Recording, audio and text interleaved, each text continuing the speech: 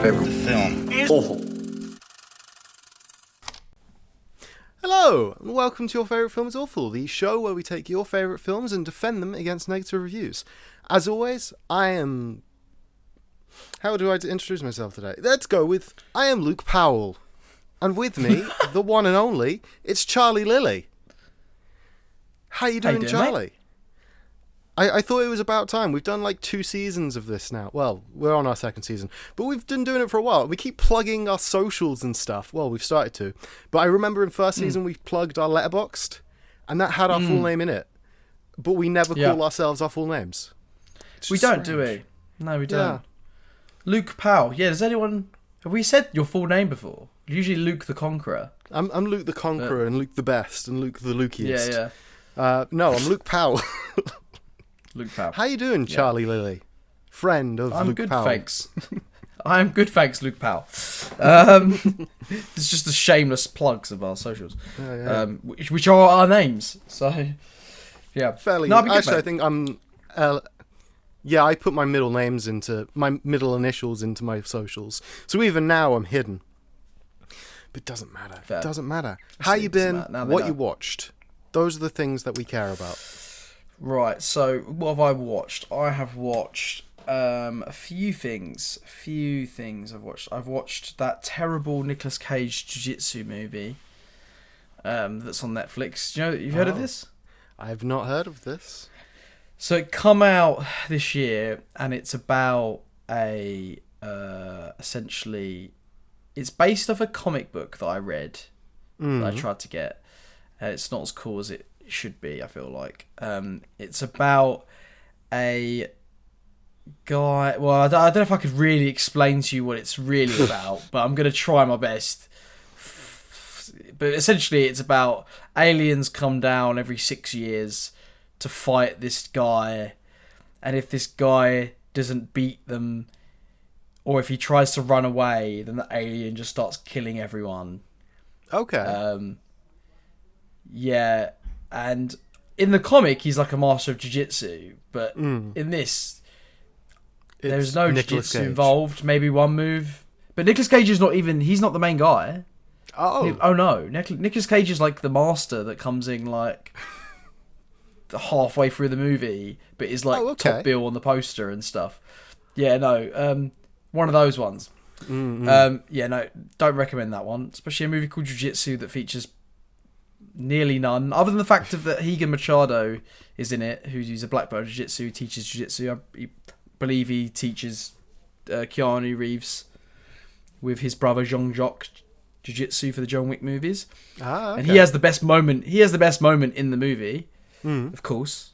But other than that, yeah, don't recommend that one. I also rewatched Rush Hour. Which was weird watching as a kid, because as an adult, because I noticed like a couple of things I never picked up on before, like problems I've had with it. But ultimately, like, it's such a fun time. I had a great fun time, but I think it's got some sort of complicated things that wouldn't probably go down well today, sort of thing. But there's some really funny scenes. Jackie Chan and Chris Tucker are hilarious in it. I had a great time. And it's one of the movies. It was the first movie I ever watched with Jackie Chan in it, I think, as a kid, and it introduced me to Jackie Chan. And then I went down the rabbit hole as a kid watching all the Jackie Chan movies. And pretty much, sort of, I think I've wrote in my Letterboxd review, changed my life forever after watching this movie, and been discovering Jackie Chan, because he was influential in me finding other martial arts movies and me eventually getting into doing martial arts myself. So yeah, I gotta give props to it. No matter what, for selfish nostalgic reasons.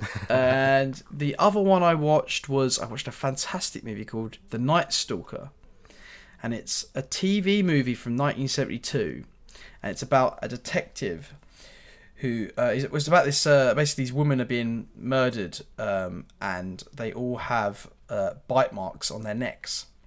Okay. And this detective believes that it is vampires, and the only way we will be able to find this guy is if we approach it with the fact that we are trying to find a vampire. But the police and I think the government, it seems, are all against the idea of thinking it could be a vampire. So they won't. So they're basically like messing up. They're basically like making it harder for them to find him, and they will refuse at every corner to believe he's a vampire, even when they clearly see that he's not doing human things. But can I point out something that I've just a casual observant? I haven't seen either of the films. Yeah, this sounds strangely like a certain film that came out in 2020 in The Wolf of Snow Hollow, where it's obviously a werewolf. Yeah, well, I think we found your type of film is detective who refuses to believe the obvious, but the obvious is actually the fact. Yes. Well, the detective is, and the difference is this, is that it's funny you mentioned that, because I was saying that while I was watching it. I guess it's one of the influences, but it's also a very common thing. I mean, we're getting it now with Saw, aren't we? That Spiral is the same. You know, they're doing this detective movie of that essentially. But yeah, no. I think it's very definitely Wolf of Snow Hollow. I think the difference is that the detective believes he's the one trying to convince everyone that the vampire is a vampire, whereas everyone else doesn't believe, sort of thing. Yeah, it's like the flipped script. Yeah, but it's really cool. And there's a sequel apparently called The Night Strangler that I'll have to watch and see. But for a TV movie, they're amazing. Like, it was so good. Like, should have been released, because it didn't feel like a typical TV movie. Yeah, definitely recommend those. Really enjoyed that. That's good fun. Okay. Good How about yourself, Luke? What did you? Okay. What have you been watching? What did I watch? I watched.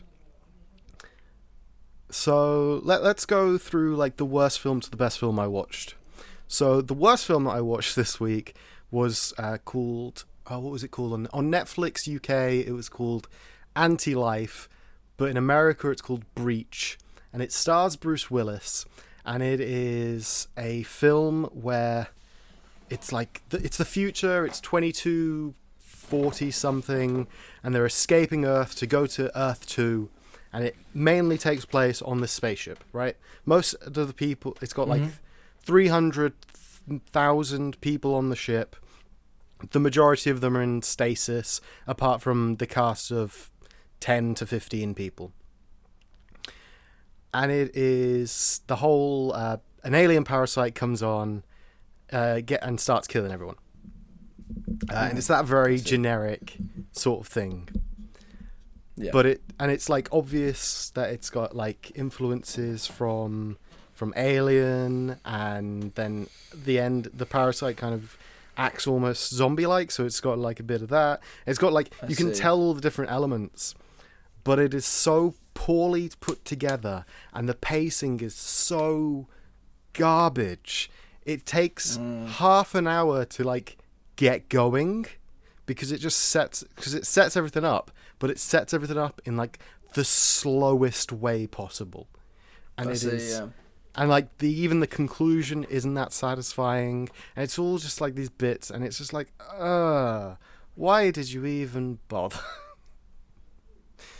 Like, we've seen enough of everything else to know what you're doing. You've not done anything remarkably unique. No, yeah. What was the point? You just accumulated these other ideas, added Bruce Willis, and then thrown it out there. And Bruce Willis is someone who, back in the day, I would have thought, any film with Bruce Willis, at least 3, 4, 5 stars. It's been a long time since that's been the case. Yeah, I keep seeing him in garbage films, and it's hurting me. The other film that I watched, because we're going to make a quick turn now, is Highlander.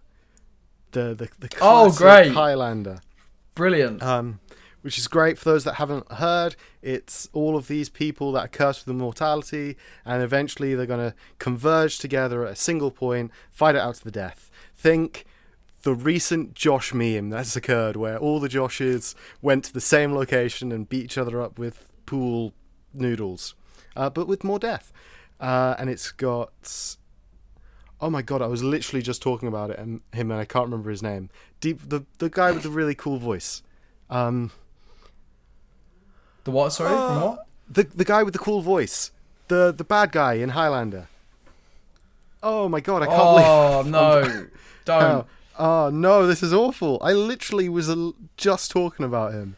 I can't... Casey Brown. Clancy Brown. Clancy Brown. Yes, Clancy Brown. Yes, Clancy you was Brown. saying about Clancy This Brown. film Yes. reminded me how fucking awesome Clancy Brown's voice is. Let him do anything he wants as long as it's speaking roles, because he's great. I know he's doing a lot of animation. I know he's in SpongeBob as Mr. Krabs. Let him do all of it. All of the voices should be Clancy Brown. His voice is just top notch. The film itself was very bizarre. It's very strange. And I can't really go into it because it's so weird. They're remaking it, aren't they? I'm pretty sure. Are they remaking I'm pretty it? sure I'm pretty sure they're remaking it, and I might be wrong. Yeah. I'm pretty sure the director of the John Wick movies is doing it. Interesting. David Stahelski. Chad Stahelski, not David. Okay. David Leitch is the other one. Chad Stahelski. I'm pretty sure Chad Stahelski's doing it, yeah. Interesting. But that said, the only things I took away from the film were, holy shit, Clancy Brown's voice, top notch, amazing, and oh, that's where there can be only one came from. that was it. Yep. Everything else, hit or miss. Didn't really matter. And the last film that I'm going to talk about very briefly, although we'll probably tangent and talk about it for a lot longer than I wanted to talk about it, is The Fly. I watched The Fly for the first time. Amazing. Okay, what did you think? Mr. Cronenberg, it was a masterpiece. It was amazing. 5 stars. Yes, Luke. Everyone should watch it. It's the horror movie version of a superhero film. Yep, it is. It's so great. It's so good. So good. Now, if you like that, I have the other horror superhero movie that he did, I would say, which is Scanners. So if you haven't seen Scanners, check that one out. They were all on... I think The Fly's on Disney Plus, but I went into Amazon Prime, and I think there's a couple of Cronenbergs in there as well. So I'm pretty sure Scanners is on Disney Plus as well. On the Stars. Oh, maybe they're all on Stars. Disney Plus, and I'm just misremembering. There are the words. But I'm glad you like The Fly. The Fly. I'm glad you like The Fly. It's so good, right? I freaking love that Jeff Goldblum in that film, for the majority of it, is just hair and abs. Like, yeah. Until he becomes one big hair. And then he becomes one big hair. Yeah. And it's horrible to look at. It's so disturbing. It's good. Oh, I also everyone love should watch that The Fly if you haven't seen it. Like, up until he gets his powers, it's all very kind of nice. Like, it's very... It's like a good film, and then he gets the powers, and it becomes a great film, sort of thing. I like that. I also like how his flaw was getting drunk. He got drunk while he was angry, and that's something anyone can do. And also kind of his ego as well. He kind of tries to impress her, doesn't he? So he rushes the process. That feeds into it as well. Yeah. But just the fact that this egotistical person, his big fuck up was that he got drunk while he was angry. Yeah. Also, right, very quickly, who's in such a small enclosed space and can't hear a fly buzzing around? Like, idiot. He was drunk, man. He was drunk. He was drunk. He was laser focused. Great film, though. Everyone should watch it. It's now available on the most easily accessible streaming service. Go watch it. Well, you say that. I don't know if I'm not the biggest fan of the hub of the Disney Plus is terrible, design. isn't it? It's terrible. How could somebody who has they got their start on Netflix with doing the Netflix shows, so they watched the success there and then took it and made their own because they knew it would work. So how do you watch somebody else use your product for so long and then make such a shit website. It is so hard to find things. It's garbage. No, it's like, so if bad. it wasn't for the films that are on it, it would have died. Oh yeah, 100%. It's they can get away with it because the content and because it's Disney. But like if any other streaming service did that, they would not survive. Like, oh yeah, it's ridiculous. I wouldn't mind. So we're very quickly gonna diss the main streaming services now. Apparently, Netflix, I think has the best hub. Amazon Prime is good. However, it mixes in all of the stuff that you have to buy as well. It gets too convoluted, doesn't it? Yeah. And also, it divides the seasons, so you can click on something thinking, I want to watch this. Yeah, that's so And now annoying. you're on season 5. And it's like, Yeah. why would you show it to me like this? Show it. Yeah, it's true. I won't mind. They have a little thing at the top where it's like, tick this if you only want to see the stuff that's with Prime, but that still leaves everything in their own little seasons, unless you click on it and then have to work your way around the little maze that they've designed. You're right. Garbage. Yeah. And then Disney Plus, bottom rank, but has some of the best content, so it's like, you bastards. Those are the main 3 as far as I'm aware. I know there are others, but I'm sorry. Yeah. I don't have you. Right, we've spoken enough. I am to blame for that tangent. Charlie, we're doing Shrek. Shrek is love. Shrek is life. What is the plot of Shrek? Tell me now. Right, the plot is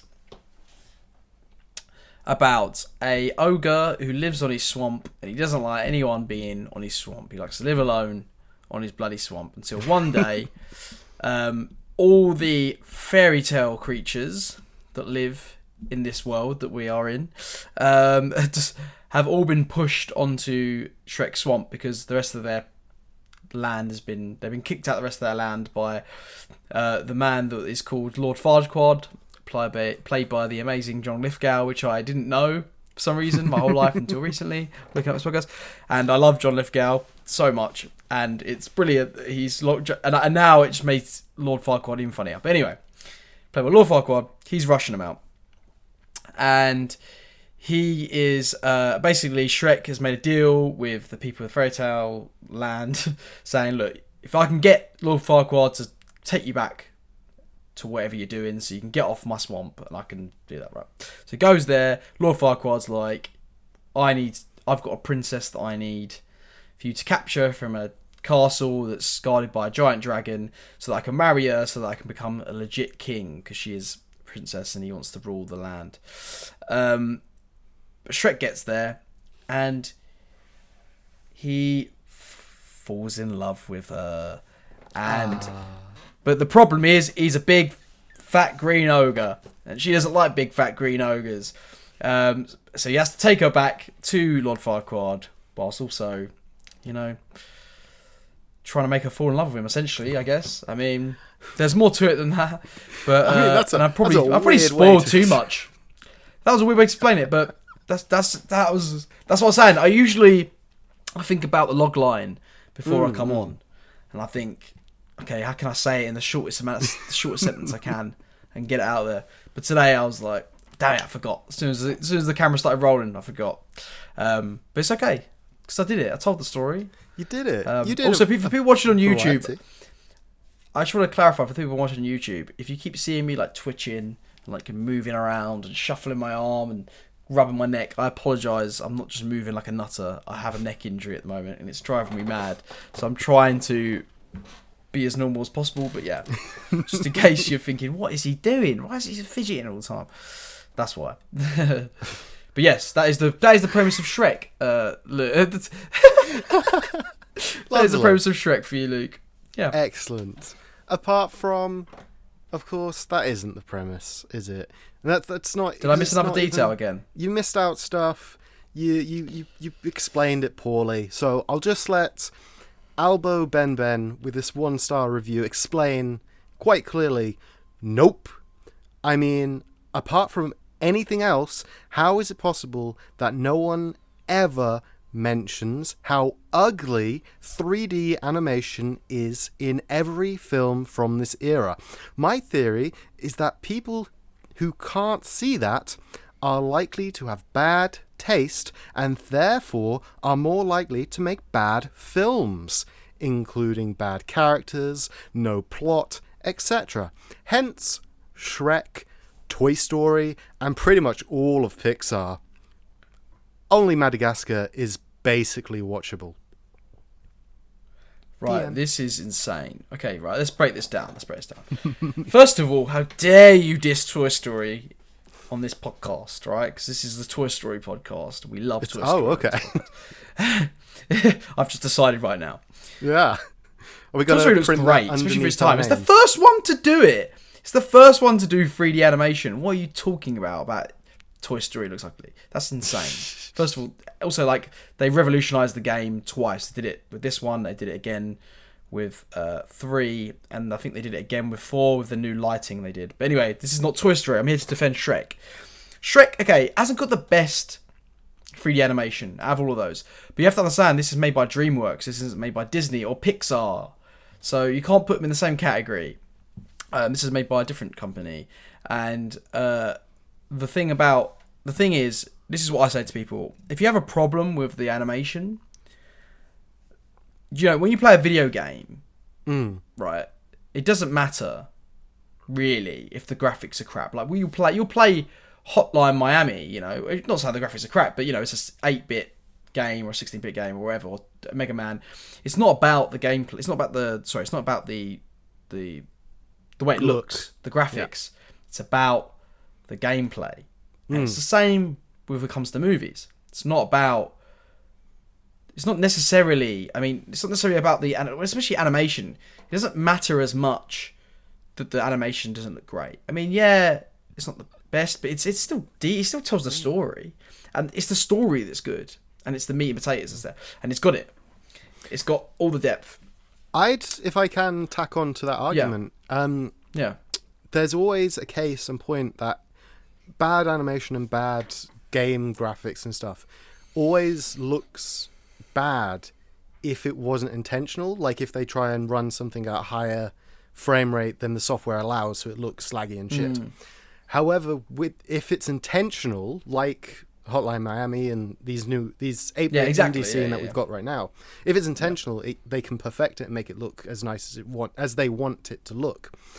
And the fact that the animation style between the 4 different Shrek movies, sure, the story plotline maybe varies heavily, but the fact that the animation doesn't sway from that original vision too far, apart from maybe they make stuff a little shinier and a little nicer here and there, shows that this was how it was meant to look. And it enforces that the ugly 3D enforces the themes of the movie, of this outward appearance and how you're judging it at face value, and then you look in depth and see, oh, the ugly, nasty ogre is actually a real nice guy. Fantastic, Luke. What a fantastic point you made there. You're right. He's not understanding what the film's about. Clearly, he hasn't learned from the morals of the movie. The film is not about judging things from face value. That was good. I like that, Luke. That was a good way of tying it around. That's exactly true, though. It's exactly true. It's just a weird way to just judge things, you know? Oh, it looks like shit. It looks shit, so therefore it has no... What do you mean it doesn't have any plot? What are you talking about? What did they say? They said, I mean, it's a version of... Bad characters, no plot, etc. Yeah, no plot and bad characters. What? First of all, Shrek, the reason why Shrek's been the most iconic character... do you know what I mean? Like, the reason why people still watch Shrek to this day, 20 years on... It's the 20th. Yeah, it was the anniversary this year. Why we're here. Don't tell them, Luke. Don't tell them that we're cashing in on the 20th anniversary. Oh, that was last week. We already missed it. It's the 20th anniversary. But that's why we're doing it. Oh, yeah. We missed it. Yeah, we're always too late to these things. So yeah, it was the 20th anniversary. And there's a reason that everyone watches it to this day. I mean, it's weird because because we're getting older than that now. I guess it means that this is like classic animation to some kids growing up now, which is weird to think about. But yeah, no, it's I mean, Shrek's a classic. Look at all the memes that come out of it, the culture that it's still in the zeitgeist today, 20 years on. And yeah, it had its sequels and stuff, for example. But there's a reason for that, and that's because the story resonates with so many people. And that is the story, like you said, Luke, of the grey area, that things aren't black and white. They're not. There is nuance to life. The bad guys aren't necessarily the bad guys, and the good guys ain't necessarily the good guys. And that is what Shrek's about. And this guy has literally completely missed the point because he's judging it on the way the movie looks. Exactly. Which, you know, it's is a weird way to judge it. Oh, the animation shit. Fair enough, you don't like the animation, but you can't start saying that you don't like the story as well just because you hate the animation. Like, there's plenty of things where I don't like the way the cinematography looks in this movie. Like, that's not kind of how I like my movies to look. But if the story's good, it doesn't matter, does it? Like that filmmaker tried to use the best tools they had at the time to tell that story.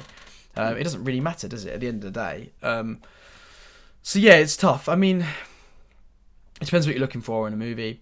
But yeah, I just think that's a weird thing to critique. And he didn't really say anything else, did he? He just said the plot wasn't there, which is just not true. But it's a subversion of fairy tales. Yeah, pretty much their entire argument was the 3D's bad, therefore movie bad. Yeah, it's just... Which, you know, is the same kind of... And it's interesting because this review was posted May 2020. This is like the most recent review I found that I wanted to include. Interesting. That's really interesting. Maybe that's... Yeah, but it's that type of thinking that gave Spider-Man Into the Spider-Verse bad reviews because of their like weird... Oh, did you not know? Oh, a lot of people didn't like the animation in Spider-Man Into the Spider-Verse. What? It's because incredible. It like, gave them headaches and stuff, which is fair. I mean, that's because fair, of that, I guess, but... they didn't give the film a fair chance. And it's like, it's that weird, like, oh, this film hurt me, so fuck that film. Yeah, it's weird. Without giving the film a chance. But in this case, it's the 3D animation it's not the prettiest, but it's also meant to be like originally this was parodying and taking the piss out of Disney and all of their works. So of course it is meant to look bad, like it's intentional. So leave it alone for that reason. Like if something is aiming, I didn't know to it was look intentional. like greatness. Oh yeah, yeah. I didn't know. Well, like partially, but yeah, like it was always meant to like link back to those Renaissance era Disney animation look. But of course, it just adds a more realistic filter, which is why it's resonated, because this is probably the realest animated Disney film we're never gonna get, because it's from DreamWorks Animation. Yeah. Yeah. It's a great one. Anyway, let's go to a critical review. These are two extracts from the same review from Robert Wilonsky, or Wilonsky, up to interpretation. This was May 2001, which I believe is the month before it came out in the UK. So this is a US reviewer. Fun facts that I just discovered. It's 2 paragraphs. I'll finish the first paragraph and then I'll let you interject. Sounds good. Think instead of Shrek as the world's most expensive in-joke, aimed at DreamWorks co-founder Jeffrey Katzenberg's old outfit, Disney. It's as though he's stolen the keys to the kingdom and ransacked the place. Pinocchio's now nothing more than a possessed toy. Snow White is but a dead girl taking up space on Shrek's table. It's also explained by that mirror, mirror on the wall, that just because she lives with 7 men doesn't mean she's easy. Tinkerbell is an annoying gnat. Farquaad himself inhabits his own sterile Disneyland, in which gift shops sell Farquaad masks and other worthless junk. But it appears to be abandoned. No one comes to visit this ghost town of an amusement park. So that's paragraph 1. Okay. Tinkerbell's barely in it to be annoying. Doesn't Tinkerbell just fly? I think her purpose is literally just like a gnat. I think she appears on screen, bothers someone, and they flicker away. I'm pretty sure all she does is literally hit Donkey, and then he flies for a bit. with the dust. Yes, no, yeah, that is actually it. So it's weird to just put it's weird to just be a negative about something that's not in it for like barely a second. It was weird for a second. I'm intrigued to see where this point goes about the amusement park. Oh, that was it. That was it. The next, because to me, surely that's the point, paragraph right? that I cut out was about Eddie Murphy's performance, and I'm not dissing Eddie Murphy. Well, surely the point is, the whole point is that this is like this whole sort of amusement park place that he's created that no one wants to go to, and this film, because it's like super clean and tidy, and this movie's kind of the point of the theme of the movie is that fun can come from like the dirty and like the muddy swamp and from these misfits of people. Like the whole, obviously, like we said earlier, the whole point is not judging, and that things aren't as black and white, and clean. Typically, you associate it with like order and class, and this movie is trying to say like that's not necessarily what's fun or what's right or wrong. I mean, there's good in also getting down and dirty sometimes. You know what I mean? Like, there's fun to be had. It shouldn't be judged. You know what I mean? Like, you shouldn't seek the world. Not everyone should seek the goal of perfection. Because life isn't perfect. And do you know what I'm trying to say? Like, I believe so. But what I find interesting is, so in that paragraph, they talk about how, the main argument of that paragraph is the comparison between Disney World, Disney in general, and exactly DreamWorks.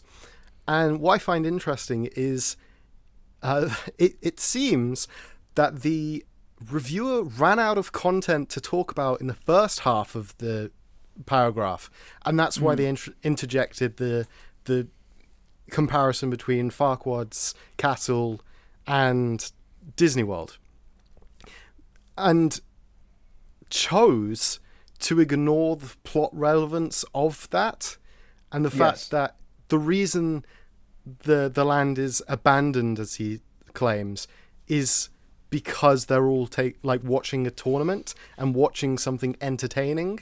Oh yeah, exactly, yeah. Like, they're not there just because fuck this place. They're not there because potentially they either voluntarily or were forced to take part in this charade so that Lord Farquaad could find himself a champion.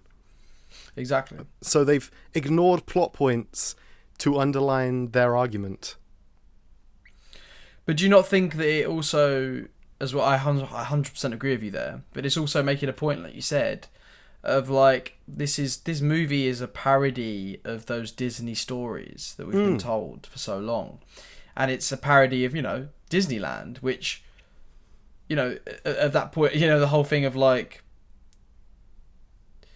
that these stories are, there's this big conglomerate of the other people telling these stories, and this is a movie that's taking that and subverting it and playing on it, and that's... I think it's like his little jab, isn't it, of putting that in to imply... Oh yeah, I'm not denying the plausibility of that argument. I just found it interesting that it's mixed into the same paragraph. I agree. As if maybe he didn't have enough stuff to talk about in that paragraph, and so he lumped them together. Yeah. It's true. But anyway, that's beside the point. Continuing on to the second extract. So I skipped a paragraph, and then this is the last paragraph. The middle paragraph was just talking about Eddie Murphy and how he plays a dragon in Mulan, and this is a step down because he's now playing a donkey. Okay.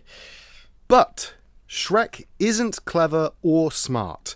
It just wants you to think it is, through wink after wink after wink. When a film, especially one credited to 3 screenwriters, makes fun of both Rupert Holmes' Pina Colada Song and The Matrix, or Charlie's Angels, Diaz's princess, who looks strikingly like Bridget Fonda, kicks the asses of Robin Hood and his merry men, it's neither hip nor knowing. It's just mundane, obvious, and hackney-eyed. An issue of Mad Magazine long after it stopped being funny or relevant. But this is what passes for witty in Hollywood these days. Movies about movies, or television shows, or fairy tales. Movies that simply regurgitate the comforting and familiar by pretending to poke fun. The end. I think it's interesting because obviously he's pointing at the sort of postmodern side of Shrek, you know, these references and stuff, and I think it's easy to look upon. I mean, this review was back then, in 2001, wasn't it? God knows what this reviewer thinks now of movies. Everything's been regurgitated now. Yeah, I mean, look at Ready Player One. Like, that's literally... I wonder how Robert felt when they remade The Lion King. Yeah, no, exactly.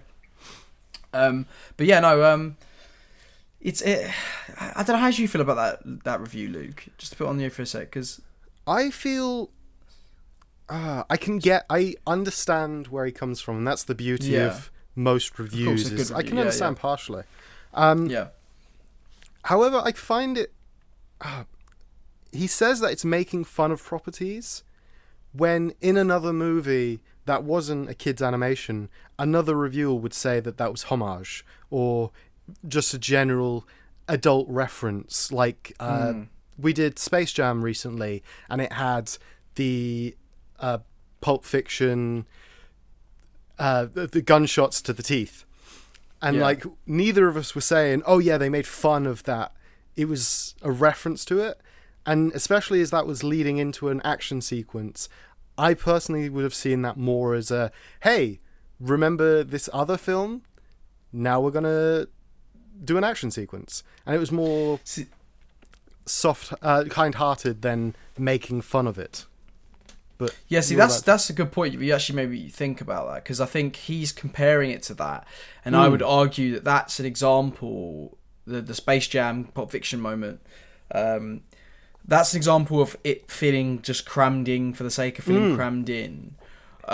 Whereas this is, you know, if you didn't know, you don't need to know the Matrix to understand what's going on. Do you know what I mean? She's just kicking their ass, and if you've seen the Matrix, there's a fun little reference to the bullet time stuff that they did. You know what I mean? It's not really pointing out too much unless you've seen it. Obviously, it makes the joke of she flicks her hair and then kicks, which is funny. It made its own gag out of that effect, so it works. Whereas, like the Space Jam one, for example, it's just there because it's like, they're a reference to that movie. Do you know what I mean? As opposed to like this actually puts the story forward in that scene in particular.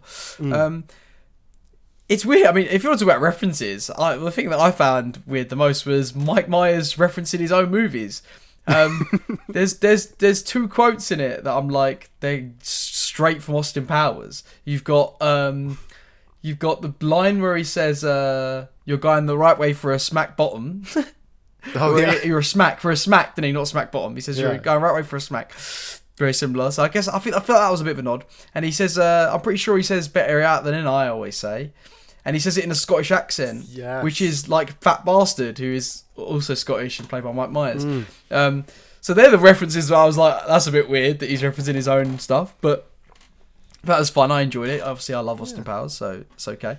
But yeah, it's weird because I think it's taken the credit away from the lovely message of the movie. And yeah, it has all these references, but it's also playing and subverting some of the tropes of the fairy tale movie that we constantly get and got back then. Quite a lot, particularly in these animated kids movies. And I just think it was a very refreshing kids movie at the time because it was obviously had these seeped in sort of adult jokes, but also was playing on what you already know about these characters and having fun with it, like the gingerbread man being tortured by being dipped in milk. And like the Pinocchio being like, "I'm a real boy," and then his nose growing. And the mirror on the wall being used in a similar way, but for Lord Farquaad, he's this little tiny guy. And then obviously subverting the trope of the princess is actually being cast with this spell to look like an ogre, and she's saved by an ogre. And what what's like. I like how it plays on the fact that they create this dream scenario in these sort of fairy tales of like the man who's going to save me one day, sort of thing. Like my knight in shining armor. Well, yeah, which they reference at the beginning of the film. When Exactly, they do the whole storybook and then rips the page out. Yeah, it's like everyone likes the idea. Well, I imagine everyone likes the idea of a knight in shining armor coming over and swooping them off their feet. But what if that knight in shining armor that saved them looked like an ogre? Do you know what I mean? Like, what does that mean? And to a lesser effect, well, no, to another angle in the, I know we're not talking about it, but in Shrek the 2, you have that Prince Charming character. Shrek the 2. Shrek the 2. I was going to say Shrek the 3rd, and I was like, no, it's not the 3rd one, it's the 2nd one, Shrek 2. I know we're not talking about it, but you have Prince Charming do those fairy tale actions that were expected from, that Princess Fiona expected in the first film. And it turns out that Prince Charming isn't a nice guy, and he has the looks, but not a nice Exactly, internal it's subverting it again. being, whilst Shrek has the ugly appearance, but the nice interior. Yes, exactly. No, I get what you're saying. Yeah. I mean, Shrek 2 is fantastic. I mean, I'm sure we'll do that one day. But one day. Yeah, Shrek 2 is brilliant. This is Shrek 1 and 2 are the best two. They kind of lose their message, I think, in the other two.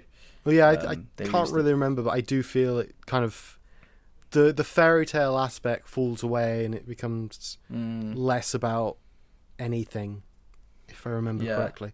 I think Shrek Forever After returns it with Rumpelstiltskin. I think that's good as well. That's the fourth one. Yeah, Shrek the 4th. I think that one just comes in too late. But then, apparently, there's going to be a 5th one. Well, it's been rumoured for years. This. But it's insane. Hey, I'll be up for another Shrek. I'm not going to knock it. Right, shall we go to another review? Do it. Are you ready for Douglas's review? Go for it. He is aged 45 when he posted this. Isn't that lovely? Lovely. And is he watching it as a 45-year-old? I don't. We'll find out. Would you go through a minefield with your children to get an ice cream cone? Shrek. I know where this is going. Shrek is clearly an adult movie disguised as a children's movie. Most critics conclude that the innuendos and adult humour will go over the little ones' heads. Is it worth the risk? The film had some moments of humour, and the filmmaking quality was very good, but the discussion of a man making compensation for his size, not talking about height, figuring out many ways we can get the word ass in, double meaning dialogue is not my idea of a wholesome time with my children. We should not be surprised with the past work that Murphy, Myers and Diaz have done. Are these true role models for this generation? Even listening to Elton John sing Hallelujah was offensive. I disagree with the reviewer. I wish I had not taken my kids to see this one. Damn. Scathing. Yeah, very scathing. I disagree because I watched it as a kid and I didn't really pick up on it. Maybe I'm an idiot, maybe. But I also think that conversation thing, come on, your kid is not going to think he's talking about his dick. He's going to think he's talking about the fact that he's a little man. Mm-hmm. He's literally a little man. Like, I think the jokes are definitely there for the adults. It's like The Simpsons. It's like the problem is what he's doing is he's watching it with an adult lens. But when you're a kid, you're not thinking about these things. It's like The Simpsons. We watch The Simpsons as an adult. You're like, oh damn, how did they get away with that? And you know what I mean? Like, kids watch that all the time. But it's like it's because you're not aware of these things when you're younger, so it doesn't matter. And I do think that the Shrek does try to do it in its most tasteful way as it can.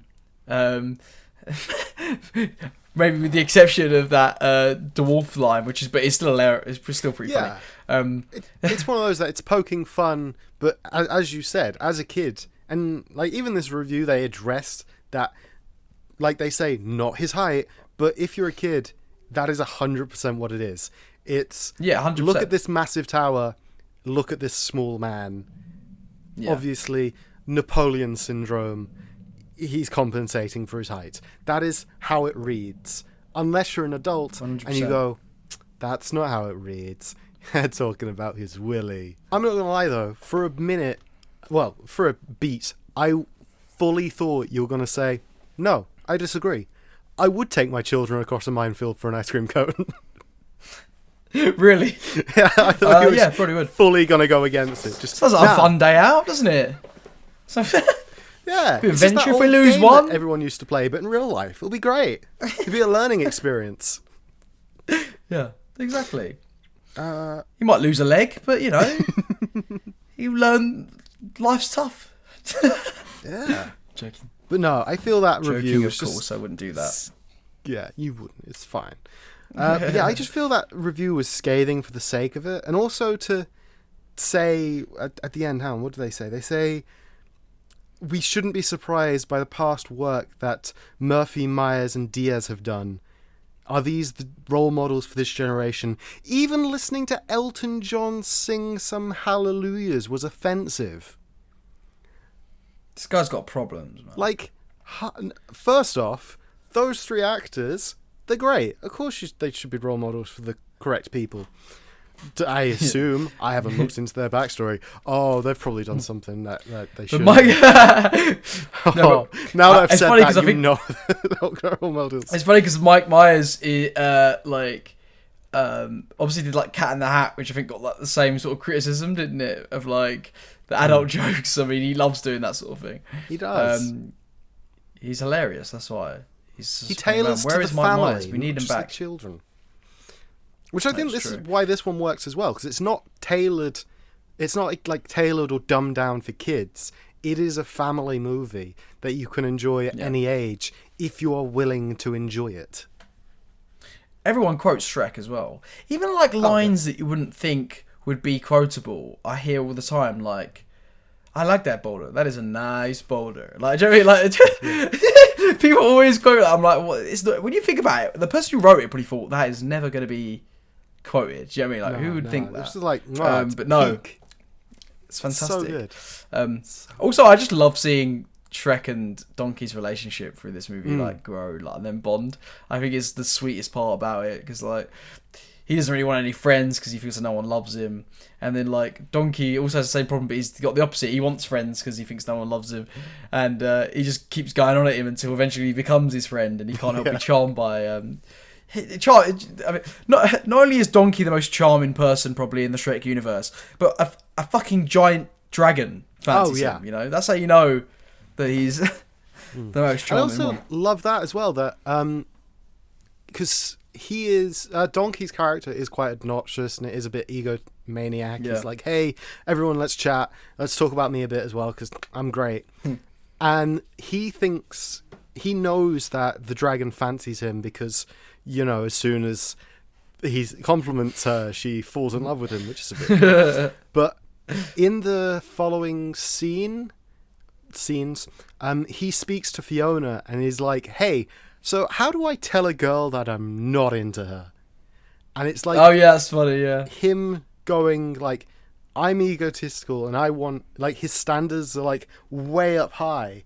And it's only after he's brought down a few pegs that he's actually like, nah, the dragon actually cared for me from the off and was there for me from the off, and I didn't have to work to build a friendship there. It was like pre-installed, and they get together, and it's like this happy little love story that's smuggled inside a bigger love story. It's true. It's great. I don't think there's any bad characters in this film, and for like such a speedy film, like who could you have a problem with in this film? It's true. The pacing, you said, is flawless. I couldn't believe how fast it went by. I was like, oh, I couldn't believe where we are. I was like, oh damn, we're here already. Like, it doesn't mess around because every scene is great and it's funny Yeah. and it keeps you along, and there's constantly something happening. So It reminded me again of our Space Jam chat a couple of weeks back, because I think they're similar runtimes, but this one has those moments of breathing and those calm moments, whilst the big problem with Space Jam that you had was it is breakneck 100 miles an hour. Yeah. Whilst this has those moments of clarity and breath, and it's just so it uses the time so wisely, and it does. It's very well written. I mean, that great moment when, Shrek and Donkey are sitting looking at the stars. That's one of my favourite gags, actually, when he's like oh yeah, it's I can see it now. It's that big bright one right then, and he's like, that's the moon, Donkey. It's like you think he's finally seeing it. I also love that's great. when Donkey gets sent off to get the blue flower, red thorns, blue flower, red thorns, blue flower, red thorns. This would be so much easier if it wasn't colorblind. Oh yeah, he's just surrounded by blue flowers, red thorns. It's beautiful, like so good mix of visual comedy with, like, he's saying it aloud. It's like you could watch that without the visuals and still have a good time because the script alone is well written. If that makes sense. Yep. Like, as long as as well as the soundtrack is fantastic. The score is great. So good. It's got that. There's something about it that reminds me of, like, Joe was talking about Disney's Great Adventure. It's got that kind of that soundtrack of like the early 2000s music that you just wouldn't put in an animation now. Do you know what I mean? Like, you just wouldn't. It wouldn't be there. It's such a product of its time, but also it doesn't feel dated, the movie, at all. Do you know what I mean? It still feels. It still holds up to this day. Go on. What I find interesting, so I did a quick, I just threw Shrek into YouTube and had a quick look what videos were available.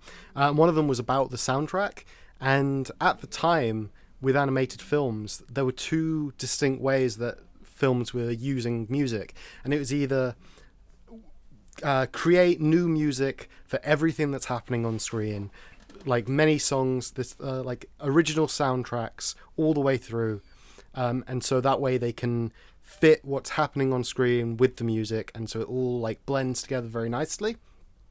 Or they just grab a load of pop songs and throw it on if it fit. And Shrek was unique at the time because it grabbed pop songs, but it grabbed pop songs that fit and fed into the narrative of the story rather than just whatever's popular at the time. Yeah, that is true. You're right. And so, like, that is what's good about it. Yeah. So it's got all these quite old and played out songs now, but because of their utilization, it feeds into the narrative and it explains bits, like the whole Hallelujah bit, where it's this high praise song, but it's quite a melancholy, sad song, and it's happening during a sad, melancholy bit, and it just feeds in real nice. Like that, you're right, and like the opening is so fantastic. Like, you're reading this classic, fairy tale, and then Shrek literally wipes his ass with the book, and then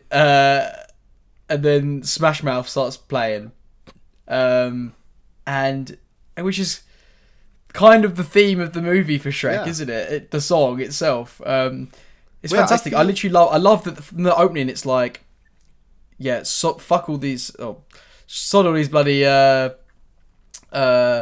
fairy tales. We're gonna literally wipe our ass with it. Yeah, we're gonna wipe our ass with it and create our own thing. Yeah, 5 it tells minutes, you straight away. It's telling you what this film is gonna be. It's gonna be a fairy tale film, but it's not gonna fall into those tropes, and there's gonna be some crude humor mixed in. Because why not? And it just works. It's time, Charlie. It's time for you to remove your mask like a Scooby-Doo ending and reveal yourself as how you truly feel. Like Mission about Impossible this film. mask. Yeah, just, wow. Yeah. Are you a villain? Are you a hero? Is this film awful or awesome? You tell us right now with your review. Go, go, go. Shrek is awesome. Shrek is great. Shrek is love. Shrek is life. And Shrek is a great time. And you could show it to anyone and they can have a great time. It flies by. It's funny. It's funny for everyone of all ages.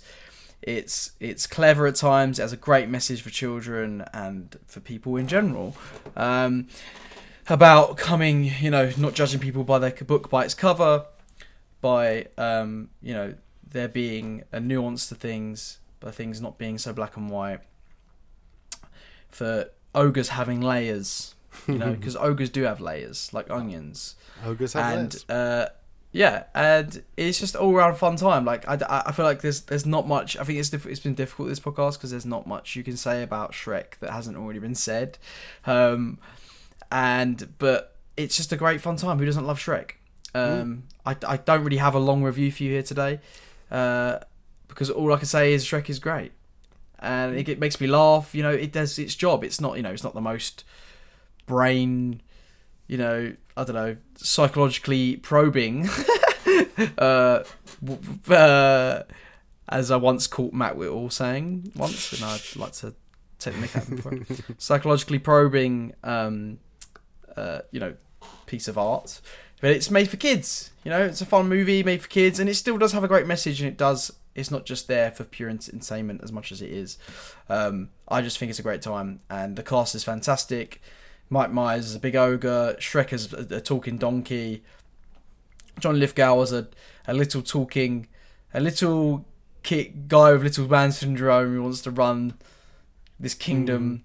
Brilliant, fantastic. Cameron Diaz as the love interest, as a Fiona. Sorry, Cameron Diaz is. Do you know what? She's always great, and I reckon I feel like she's funny. She must be funny because she's always in these sort of like comedies, and like isn't she in like Kung Fu Panda as well or something like that? That's Angelina Jolie, sorry.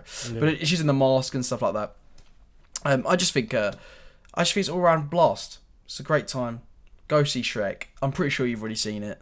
It's on Netflix. That's my review of Shrek. Don't know what else I could say. Great movie. How about you, Luke? I'd expect. Shrek is awesome. Shrek is love. Shrek is life. I feel every review should really start with that because it's the truth now. Yeah. I actually rewatched those old viral videos, and they are as fucked up as you remember. But no, I'm revealing my mask, and it's my face underneath my mask, because I've been quite truthful in this episode. I genuinely think it's a great film. I think what's really great as well is it has the three main characters have wants and needs. So Shrek wants to get rid of everybody. He wants to be alone. It's true. But what he needs is something to like not think he's worthless and to do this hero, like be a hero. And part of him needs to surpass the image that he's presenting and to socialize. Yeah. Donkey wants friendship, but he needs companionship. It's that weird one where he's forcing all these things until he lets it come naturally. And Fiona wants this fairy tale, but needs just someone to see her as she really is. And it's that whole to accept the true self. Exactly, which I love is like an underlying theme for Fiona's character is self-acceptance, because she's always trying to push this image, which is very kind of resonant in today's society with how Instagram, for example, works, and how you can throw out all of these holiday pics and, oh, look how great our relationship is. But in reality, you're going through stuff.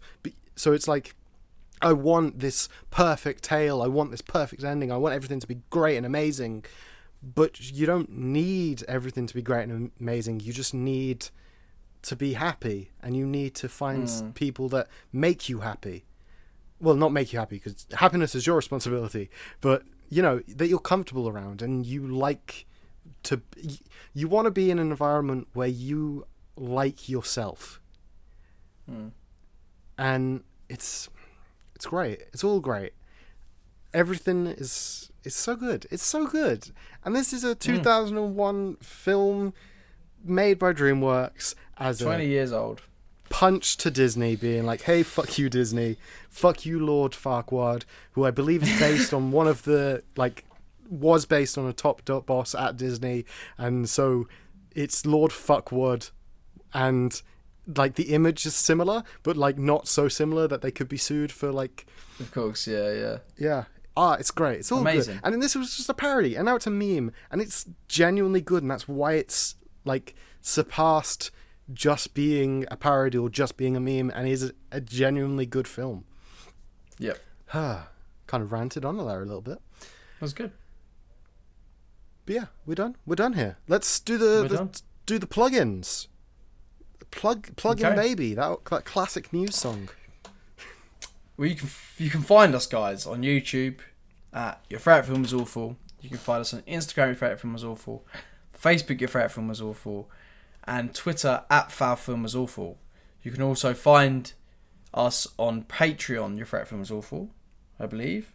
Yes, indeed. And you can catch Luke's social media on with what? What's your Instagram handle? Go. My Instagram handle is Mr. That's MR Luke MJ Powell.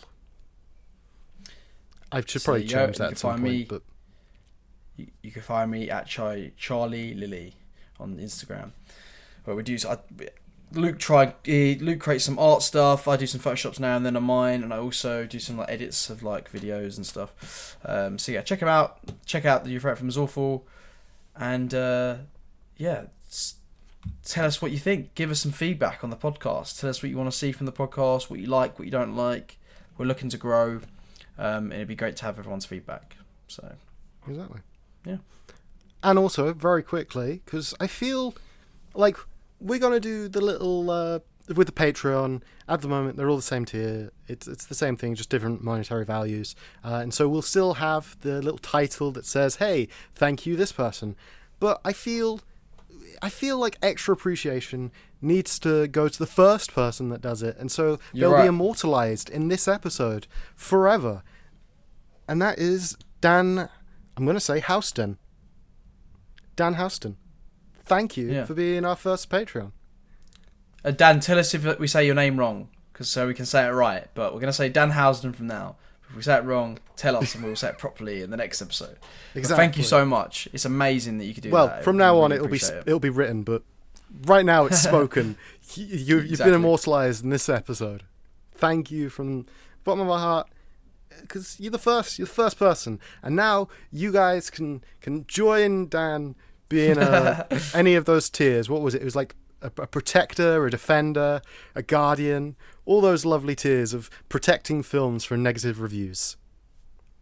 Fantastic. Anyway, thank you for joining us on this little adventure.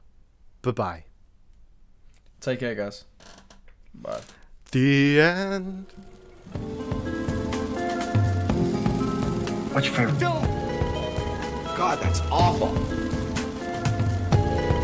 Favorite? Awful.